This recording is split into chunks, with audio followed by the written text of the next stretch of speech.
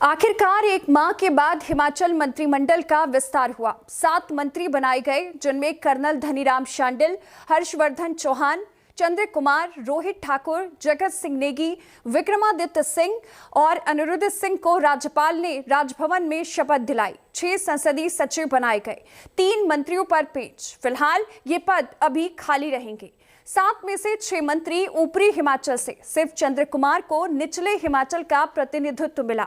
हिमाचल प्रदेश की सरकार में आज मंत्रिमंडल ने शपथ ली तो माना जा रहा है कि पूरे हिमाचल से नुमाइंदों को चुना जाएगा। लेकिन आज जब शपथ हुई है तो अंतिम समय में जिस तरह से केंद्र सरकार फैसले लेती है, ठीक उसी तरह से प्रदेश की सरकार ने फैसले लिए और एक तरह से सभी को प्रदेश सरकार में बनाए गए मंत्रियों के चेहरों से और इसी के साथ जो सीपीएस बने हैं उनको लेकर हैरान कर दिया है। मुख्यमंत्री ठाकुर सुखविंदर सिंह सुक्खू के फैसले अंतिम समय तक भी जनता तक मीडिया के माध्यम से नहीं पहुंचे।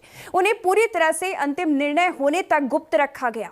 आज जिस तरह से हिमाचल प्रदेश में मंत्रिमंडल और सीपीएस की शपथ हुई, उससे ये बात तो स्पष्ट होती है कि मुख्यमंत्री ने पूरा समीकरण और संतुलन बनाते हुए मंत्रिमंडल का गठन किया, जिसमें उन्होंने शिमला लोकसभा क्षेत्र और मंडी लोकसभा क्षेत्र को प्राथमिकता दी।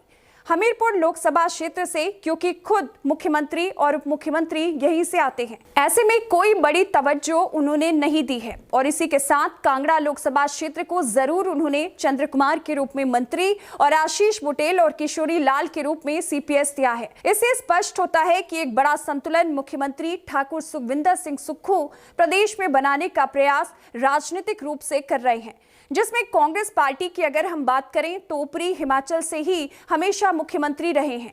ऐसी स्थिति में ऊपर के लोगों में उस तरह की भावना ना आए और उनको ऐसा ना लगे कि उनकी जो वैल्यू है उसको कम किया गया है। इसी के चलते मुख्यमंत्री ने बड़ा फैसला लिया और शिमला लोकसभा क्षेत्र से ही उन्होंने धनीराम शांडिल, हर्षवर्धन चौहान, अनिरुद्ध सिंह, विक्रमादित्य सिंह और रोहित ठाकुर को बतौर कैबिनेट मंत्री शपथ दिलवाई। वहीं मंडी संसदीय क्षेत्र में राजनीतिक संतुलन बना रहे, इसके लिए उन्होंने पहले तो सुंदर सिंह ठाकुर, जो कुल्लू से विधायक हैं, उन्हें जीपीएस की शपथ दिलाई और उसके बाद जगत सिंह नेगी को उन्होंने मंत्री के रूप में शपथ दिलवाकर एक और राजनीतिक संतुलन मंडी लोकसभा क्षेत्र में बनाने का प्रयास किया।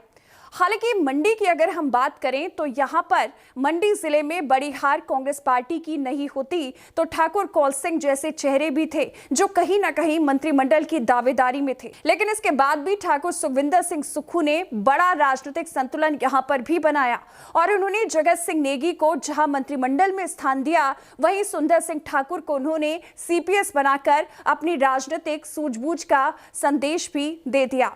इसके अलावा अगर हम हमीरपुर लोकसभा क्षेत्र की बात करें तो हमीरपुर को फिलहाल कोई भी नेतृत्व नहीं मिला है, क्योंकि लोकसभा क्षेत्र में हमीरपुर जिला, जहां पर भाजपा का पूरी तरह से सफाया हुआ है, वहां पर मुख्यमंत्री के रूप में ठाकुर सुखविंदर सिंह सुक्खू का अपना ही चेहरा है।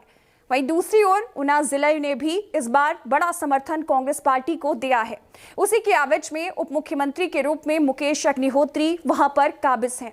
ऐसे में अब 3 ही और मंत्री बनना बाकी बचा है, लेकिन ऐसा कहीं नजर नहीं आ रहा है कि हमीरपुर लोकसभा क्षेत्र से सिर्फ बिलासपुर जिले से राजेश धर्माणी की दावेदारी जरूर लगातार बनी हुई है। इसके अलावा किसी अन्य चेहरे मसलन से विधायक राजेंद्र राणा, बड़सर से विधायक इंद्रदत्त लखनपाल हैं, तो इन्हीं चेहरों को शायद ही मंत्रिमंडल में अब स्थान मिलेगा।